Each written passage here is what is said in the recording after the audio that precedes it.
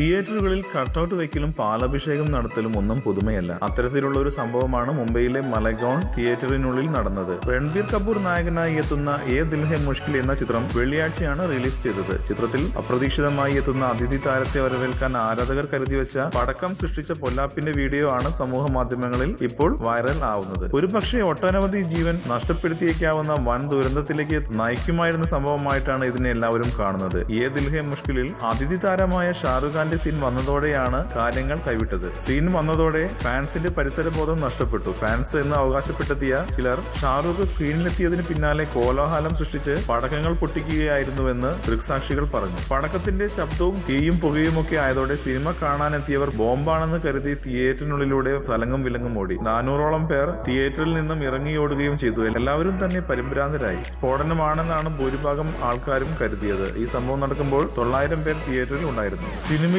ഐശ്വര്യ റായിയുടെ മുൻ ഭർത്താവായിട്ടാണ് ഷാരൂഖ് എത്തുന്നത്. കൂടുതൽ സിനിമാ വാർത്തകൾക്കും വിശേഷങ്ങൾക്കും ഇപ്പോൾ തന്നെ സബ്സ്ക്രൈബ് ചെയ്യൂ മലയാളം ക്രിയേഷൻസ്.